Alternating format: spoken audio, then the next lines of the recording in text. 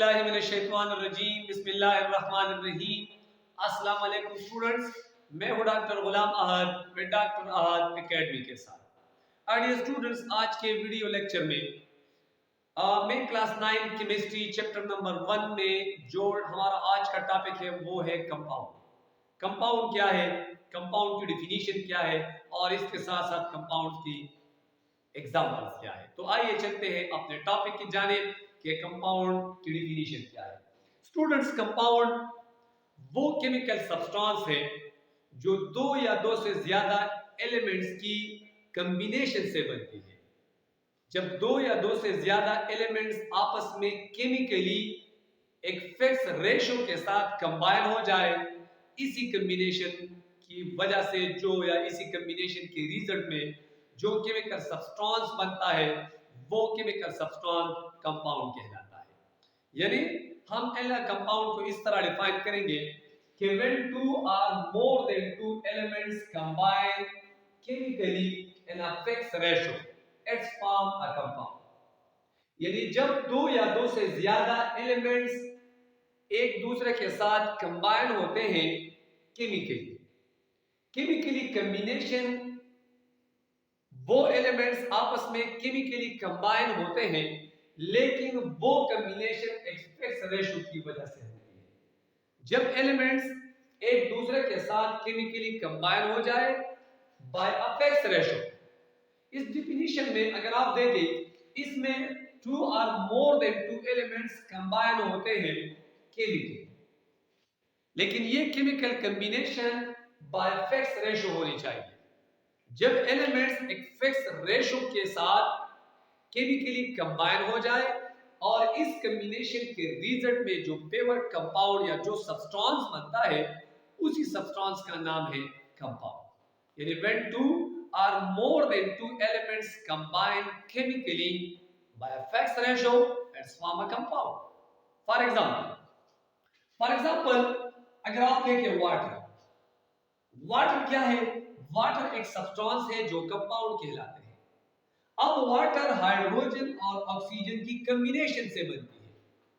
जब हाइड्रोजन और oxygen chemically combine हो जाए बाय अ फिक्स रेशो, इसी कॉम्बिनेशन के रिजल्ट में वाटर बनती है। अब अगर आप देखें, हाइड्रोजन और ऑक्सीजन एक दूसरे के साथ केमिकली कंबाइन होते हैं लेकिन ये कॉम्बिनेशन एक फिक्स रेशो के जरिए होती है।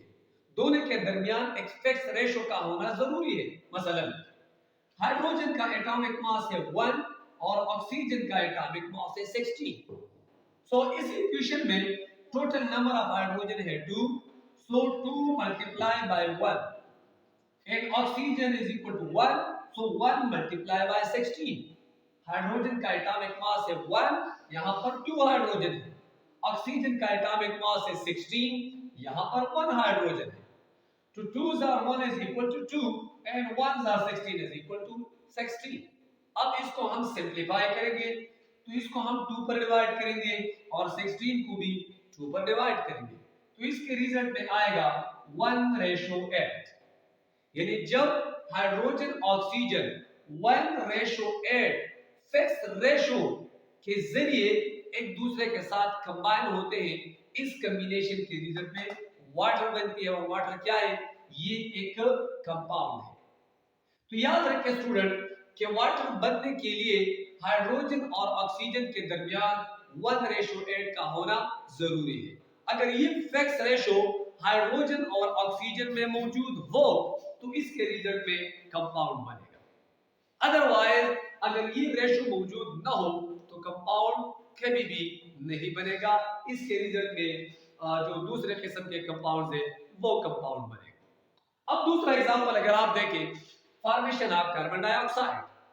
कार्बन डाइऑक्साइड कार्बन और ऑक्सीजन की कॉम्बिनेशन से बनती है। जब कार्बन ऑक्सीजन केमिकली एक फिक्स रेशो के साथ एक दूसरे के साथ कंबाइन हो जाए, इसके रिजल्ट में बनेगा कार्बन डाइऑक्साइड।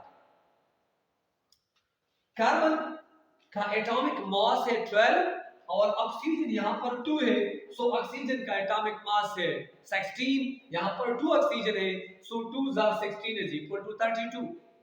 यानी कार्बन एटॉमिक मास 12, ऑक्सीजन 32। अब इसको सिंप्लीफाई करेंगे तो इसको भी 4 पर डिवाइड करेंगे और इसको भी 4 पर डिवाइड करेंगे, तो इसके रिजल्ट में रेशो आएगा 3:8। यानी कार्बन डाइऑक्साइड बनने के लिए कार्बन और ऑक्सीजन के दरमियान 3:8 का होना जरूरी है। जब कार्बन और ऑक्सीजन एक दूसरे के साथ केमिकली कंबाइन हो जाते हैं, लेकिन ये कॉम्बिनेशन 3:8 के जरिए होती है, तो इसी कॉम्बिनेशन के रिजल्ट में कार्बन डाइऑक्साइड बनता है। स्टूडेंट एक बात याद रखें कि जब एलिमेंट्स के कॉम्बिनेशन के रिजल्ट में कंपाउंड बनती है, तो कंपाउंड बनते ही एलिमेंट्स की जो ओरिजिनल प्रॉपर्टीज होती है वो ओरिजिनल प्रॉपर्टीज लॉस हो जाती है। फॉर एग्जांपल, कार्बन और ऑक्सीजन के रिजल्ट में कार्बन डाइऑक्साइड बनती है। अब कार्बन क्या है?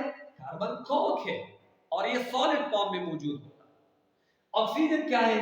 ये गैस है, गैसियस फॉर्म में मौजूद होती है। तो सॉलिड और गैस की कॉम्बिनेशन से कार्बन डाइऑक्साइड बनती है और कार्बन डाइऑक्साइड गैसियस फॉर्म में होती है। अब कार्बन डाइऑक्साइड भी गैस है और ऑक्सीजन भी गैस है, लेकिन ऑक्सीजन और कार्बन डाइऑक्साइड एक दूसरे से मुकम्मल तौर पर डिफरेंट है। These are completely different from each other। हालांकि दोनों क्या है? दोनों गैसियस फॉर्म में है। ऑक्सीजन को हम एब्जॉर्ब करते हैं, इनहेल करते हैं, और कार्बन डाइऑक्साइड को हम एक्सहेल करते हैं। तो दोनों एक दूसरे से कंप्लीटली डिफरेंट है। तो इसका मतलब यह है कि जब कंपाउंड की फॉर्मेशन होती है, तो जो एलिमेंट्स आपस में कंबाइन होती है, उसके रिजल्ट में कंपाउंड्स की फॉर्मेशन होती है। तो फॉर्मेशन होते ही एलिमेंट्स की जो प्रॉपर्टीज होती है वो प्रॉपर्टीज कंप्लीटली लॉस हो जाती है। तो याद रखिए स्टूडेंट कि कंपाउंड सब्सटेंस की एक किस्म है, सब्सटेंस की एक क्लास है, और कंपाउंड क्या है? ये भी एक सब्सटेंस है। तो कंपाउंड दो या दो से ज्यादा एलिमेंट्स जब केमिकली आपस में एक दूसरे के साथ एक फिक्स रेशो के साथ कंबाइन हो जाए, इसके रिजल्ट में क्या बनेगा? इसके रिजल्ट में कंपाउंड बनेगा।